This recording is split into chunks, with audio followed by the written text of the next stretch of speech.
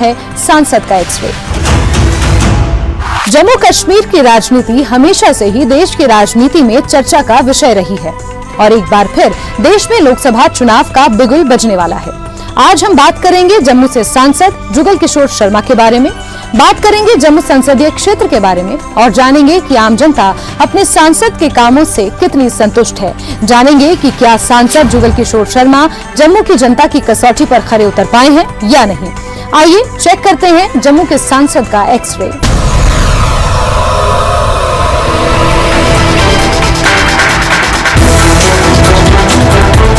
एक तो हम चाहते हैं बेरोजगारी खत्म हो। चलो गवर्नमेंट ने कुछ नौकरियां निकाल ली हैं, लेकिन अभी भी है। डेवलपमेंट और बढ़नी चाहिए। कैंडिडेट पढ़ा लिखा है, ईमानदार है। डेवलपमेंट अगर देखें तो यहाँ पे आप देखो road, national highway, link road, उन्होंने बहुत अच्छा काम किया। रोड लेवल पे तो कोई काम इनका मिला नहीं आज तक। हमारे सांबा के चीची माता में ट्रैफिक के लिए सिर्फ एक ही ब्रिज है। लोगों को इनसे उम्मीद थी, शायद नहीं हो सका। सरकार ने जो पिछले चुनाव से पहले हमारे साथ जो वादे किए थे वो तमाम बैंकर बनकर तैयार हो चुके हैं।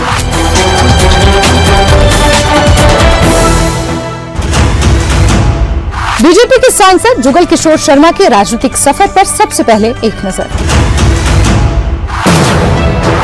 जुगल किशोर शर्मा का जन्म 5 दिसंबर 1962 को जम्मू के डंसल जिले के किशनपुर ब्लॉक में हुआ। बुनियादी स्कूली शिक्षा किशनपुर से प्राप्त की, उच्च शिक्षा जम्मू में पूरी की।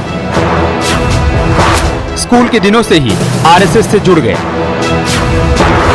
उच्च शिक्षा के दिनों में वो आरएसएस के सक्रिय सदस्य थे। जुगल किशोर शर्मा ने पहला विधानसभा चुनाव 2002 में बीजेपी के टिकट पर नगरोटा से सफलतापूर्वक लड़ा। 2008 में भी नगरोटा विधानसभा क्षेत्र से विधायक बने।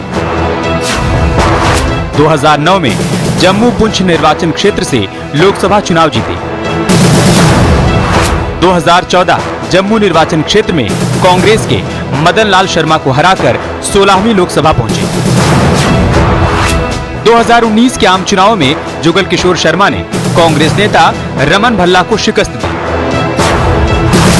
जुगल किशोर शर्मा एक कृषिविद, व्यवसायी, राजनीतिक और सामाजिक कार्यकर्ता के तौर पर अपनी खास पहचान रखते हैं। हिमालय पर्वत श्रृंखला के सबसे ऊंचे हिस्सों में स्थित जम्मू मंदिरों और अपनी विशिष्ट संस्कृति के लिए प्रसिद्ध है। यहाँ स्थित वैष्णो देवी मंदिर हिंदुओं के अत्यंत महत्वपूर्ण तीर्थ का केंद्र है। आइए अब एक नजर डालते हैं जम्मू संसदीय क्षेत्र पर। जम्मू संभाग का सबसे बड़ा शहर है जम्मू। जम्मू और कश्मीर की शीतकालीन राजधानी भी जम्मू है। जम्मू को एक समय में डुग्गर प्रदेश के नाम से भी जाना जाता था। जम्मू का कुल क्षेत्रफल 36,315 वर्ग किलोमीटर है। जम्मू निर्वाचन क्षेत्र 1962 में अस्तित्व में आया। इस निर्वाचन क्षेत्र से पहला संसद सदस्य 1967 में चुना गया।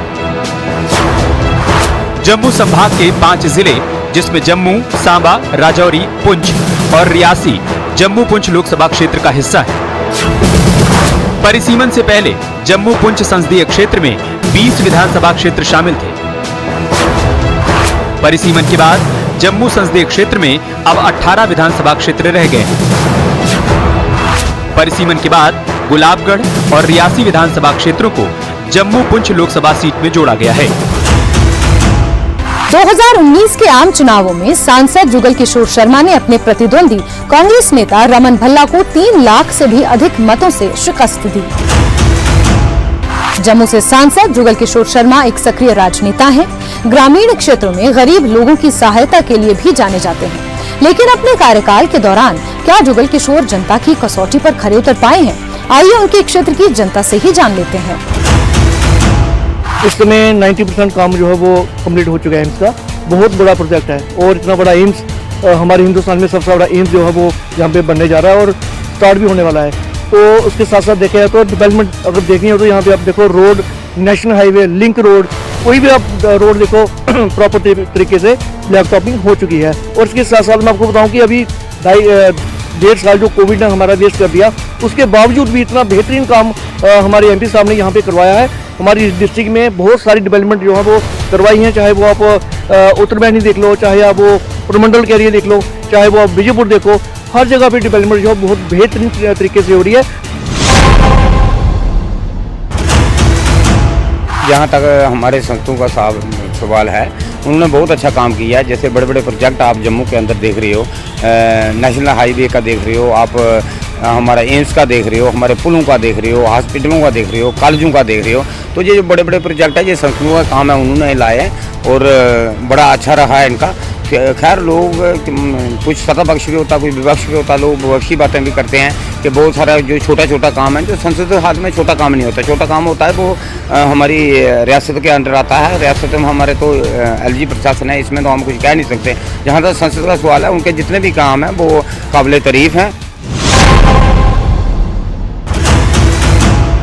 बिजली का जो कार्य था, बिजली आज हर घर में, हर जगह पर जो बिजली के पोल पहुंचे हुए हैं और लोगों के घर में बिजली जल रही है।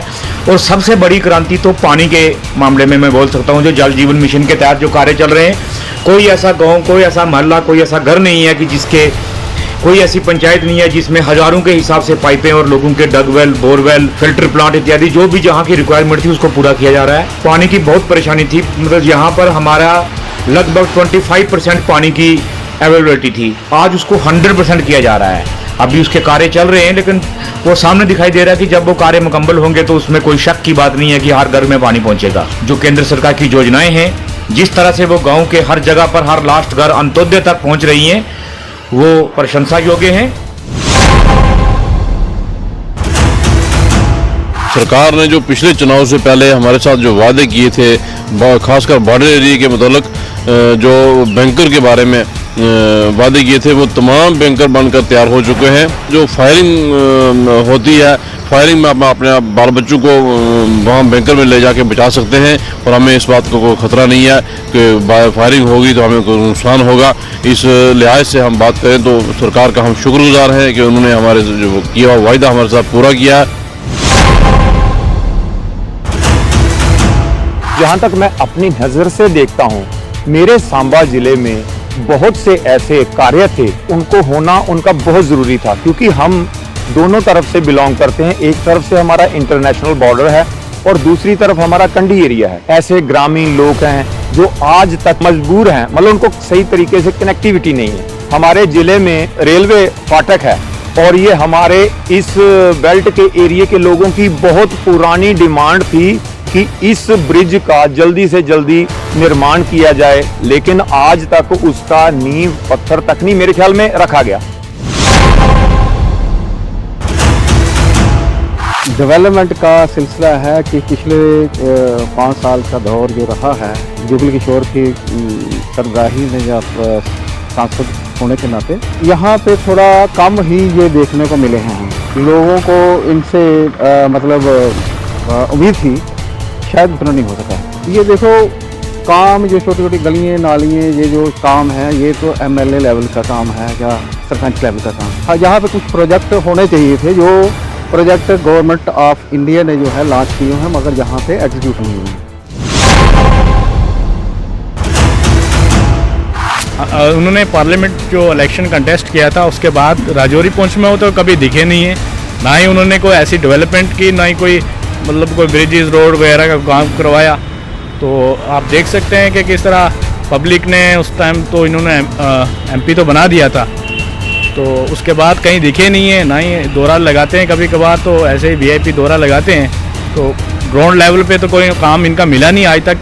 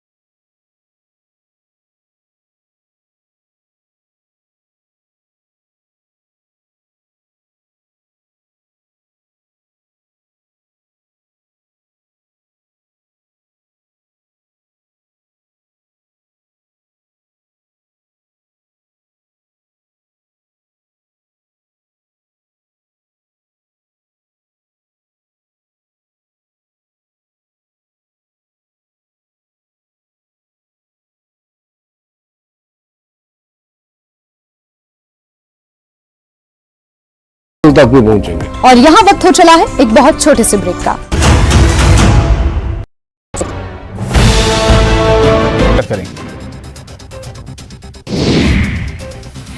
भोपाल में आज राज्य विधिक सम्मेलन का आयोजन किया गया, जिसमें प्रदेश भर के वकील शामिल हो रहे हैं। एडवोकेट प्रोटेक्शन एक्ट समेत कई मुद्दों पर इसमें चर्चा होगी।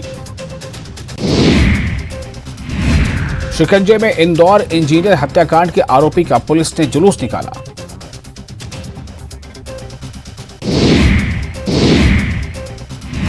सीएम सुक्खू के सिरमौर दौरे की एरियल दौरे की तस्वीरें सामने आई हैं, जिसमें चॉपर के जरिए सीएम बाढ़ प्रभावित इलाकों का दौरा कर रहे हैं और जायजा ले रहे हैं। राजस्थान सरकार ने हिमाचल की आपदा के मद्देनजर 15 करोड़ की सहायता राशि देने का ऐलान किया है। राजस्थान सीएम अशोक गहलोत। ब्रेक के बाद एक बार फिर से आपका स्वागत है। सांसद जुगल किशोर बीते एक दशक से बतौर सांसद जम्मू का प्रतिनिधित्व कर रहे हैं। ऐसे समय में जब जम्मू कश्मीर में बीते कुछ सालों में कई बदलाव हुए हैं, जुगल किशोर शर्मा का मानना है कि सांसद का दायित्व वो बखूबी निभा रहे हैं। यही नहीं, जुगल किशोर मानते हैं कि सांसद बनने से पहले भी वो लोगों के बीच सक्रिय रहते हुए उनकी कई समस्याओं का हल कर चुके हैं। लेकिन जब चुनाव नजदीक आते हैं तो ये जानना बेहद जरूरी हो जाता है कि उनका नेता अपने वादों और दावों पर कितना खरा उतर पाया है। अपने 5 साल के कार्यकाल को जुगल किशोर कैसे देखते हैं, आइए उन्हीं से जानते हैं। देखिए, अगर हम बात करें बतौर सांसद जो दायित्व जम्मू पुंछ के लोगों ने हमें दिया था, हम उसे निभाने में कामयाब रहे हैं, ये हमारी सोच है। और विशेष तौर पर जब हम सांसद बने और बनने से पहले भी जब लोगों के बीच में गए तो बड़ी ऐसी समस्याएं थी जिनका समाधान करना बहुत ज़रूरी था। जैसे हम अखनूर की तरफ जाएं तो सबसे पहले बात आती थी कि जम्मू से अखनूर और अखनूर से अगर जम्मू आना हो तो बड़ी परेशानियों का सामना जो है वो लोगों को करना पड़ता था। ये जो रोड है ये छोटा रोड था और इसमें एक्सीडेंट बड़े हुआ करते थे, गाड़ियां नहर में चला जाया करती थी और रोज़मर्रा जहां पर धरने और प्रदर्शन जो है वो हुआ करते थे कि जहां पर एक अच्छा नेशनल हाईवे जो है वो बनना चाहिए। हमें खुशी इस बात की है कि हम जम्मू से अखनूर तक नेशनल हाईवे बनाने में कामयाब हुए हैं। उसका काम अभी तक भी चल रहा है और ये जो आने वाला दिसंबर है, दिसंबर में अखनूर तक का काम जो है 4 लेन का कंप्लीट हो जाएगा और उसके बाद अखनूर से लेकर सुंदरबनी नौशहरा से होता हुआ राजौरी और पुंछ तक का नेशनल हाईवे भी बने, उसके लिए भी लोगों ने भरपूर प्रयास जो था वो किया था। लेकिन हमें खुशी इस बात की है कि हम उसमें भी कामयाब रहे हैं। आज अगर आप देखें तो जम्मू से फ्लाईओवर से होते हुए आप अखनूर की तरफ आगे बढ़ेंगे तो अखनूर से आगे बड़े बड़े ब्रिज जो हैं वो बन रहे हैं और जो टनल हैं वो बन रहे हैं और जो रास्ता हम 7 घंटे में तय करते थे, आने वाले दिनों में वही रास्ता हम 3.5 घंटे में तय कर पाएंगे। दूसरा, ये जो हमारा अखनूर है, अखनूर के आगे जोड़ियाँ हैं, जोड़ियाँ से परगवाल और फिर जम्मू या जोड़ियाँ परगवाल से जोड़ियाँ और जोड़ियाँ से फिर पलांवाला और खोड़ क्षेत्र जितना भी है वहाँ पर दरियाए चनाब पर एक अच्छा ब्रिज बने। और ये जो परगवाल का टापू है, यहाँ पर हमेशा पाकिस्तान की फायरिंग जब होती थी तो लोग जख्मी भी हो जाते थे और माल मवेशी भी मारे जाते थे। लेकिन जब व्यक्तियों को गोली लग गई उसके बाद उनको वहाँ से उठाना, वहाँ एम्बुलेंस पहुँचाना ये बड़ी मुश्किल हो जाता था, क्योंकि पाकिस्तान फायरिंग बंद नहीं करता और कई ऐसे हादसे हुए हैं वहाँ पर लोगों की मृत्यु भी हो गई है। तो वहाँ पर भी एक 206 करोड़ रुपए की लागत से दरियाए चिनाब पर 2 किलोमीटर की लेंथ से हम एक बड़ा ब्रिज जो है वो बना रहे हैं और वो ब्रिज भी जो है आने वाले दिसंबर जनवरी में जो है वो कंप्लीट हो जाएगा। इसके अलावा ये जो बॉर्डर क्षेत्र है, बॉर्डर क्षेत्र पर जब फायरिंग हुआ करती थी तो लोग हमें कहते थे कि हमें बंकर्स बना कर दीजिए ताकि हम अपना जीवन सुरक्षित कर पाए, हम अपने बाल बच्चों को बचा सकें, हमारे बच्चों की पढ़ाई सुरक्षित रहे और ठीक रहे, उसके लिए प्रयास करें। तो हमें खुशी इस बात की है कि हम उसमें भी कामयाबी प्राप्त कर सके हैं। हमारे जो गृह मंत्री राजनाथ सिंह जी थे पहले, तो वो जब आए तो हम उन्हें नौशहरा सेक्टर में ले गए, फिर वहाँ उन्होंने घोषणा की।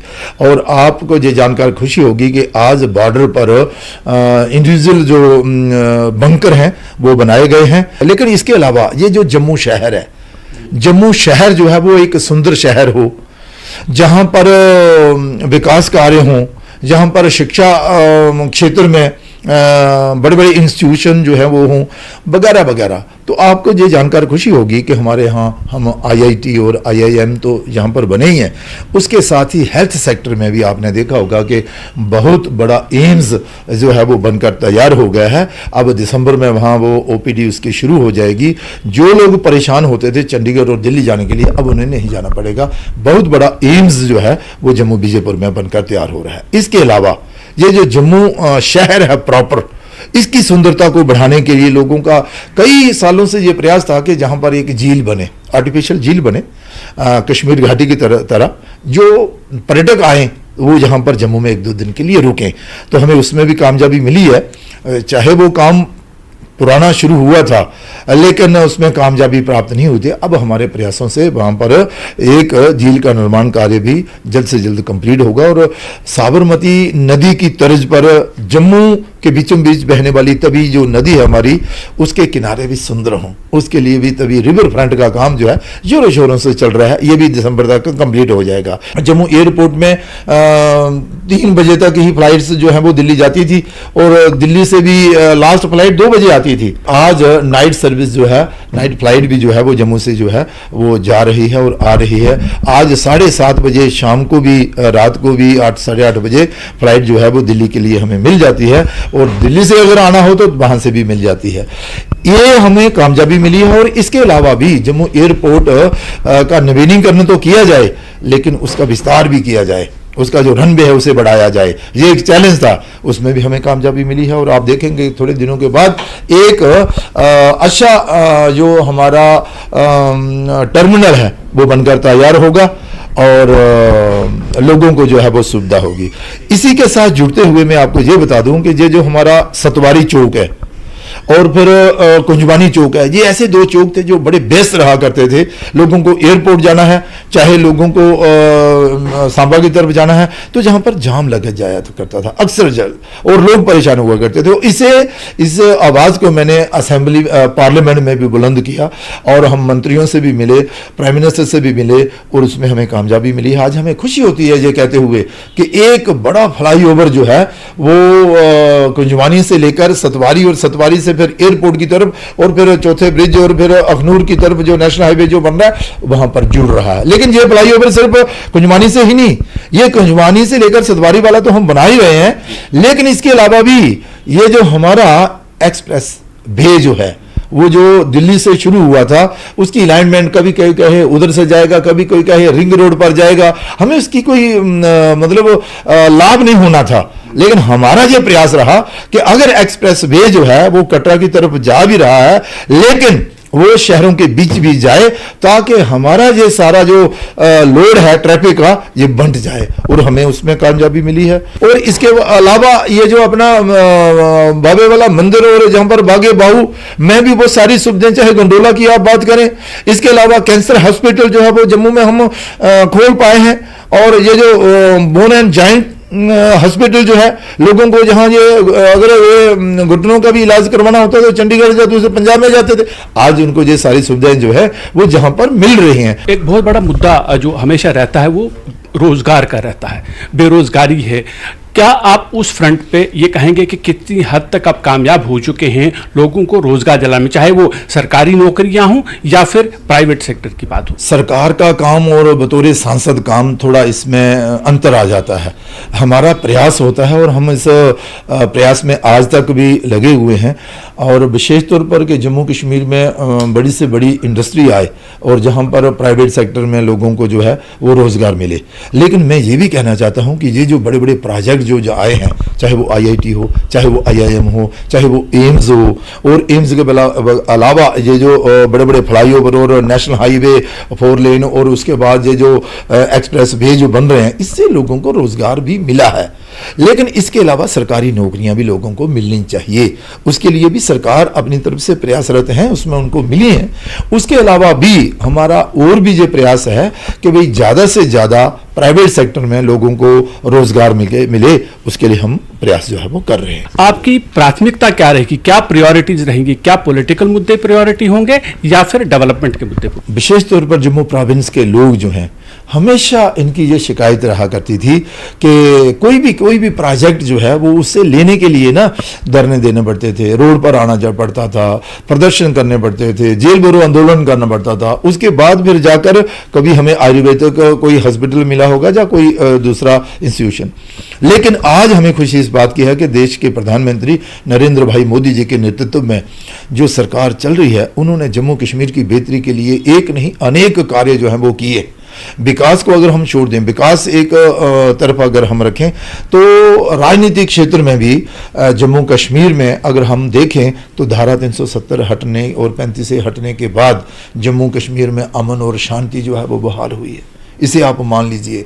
ठीक है, अपोजिशन के पास कोई मुद्दा नहीं है तो वो उसे मुद्दा बनाना चाहते हैं, लेकिन आप भी देखते हैं, हमने भी देखा है क्या हालात थे जम्मू कश्मीर के, क्या हालात थे कश्मीर घाटी में, और आज के हालात जो हैं वो कैसे हालात हैं।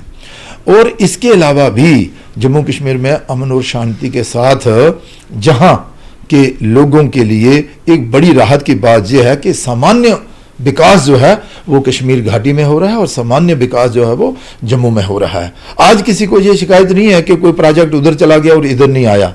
आज लोगों को लगता है कि नहीं, एक प्रोजेक्ट के बाद दूसरा प्रोजेक्ट जो है वो जम्मू कश्मीर के लोगों को मिल रहा है। ये बहुत बड़ी बात है। और जहां पर कभी 17 वर्षों में जो लोगों के बेसिक अधिकार थे जो उन्हें मिलने चाहिए थे वो आज तक नहीं मिल पाए थे, ये अब नरेंद्र भाई मोदी जी के आने के बाद आप जाइए पंचायत में और पंचायत वालों को पूछिए, यहाँ प्रधानमंत्री आवास योजना के तहत जो लोग थे उनके पास कच्चे मकान थे और छतें गिर जाती थी, उनको मकान बनाने के लिए 2 केस मिला करते थे।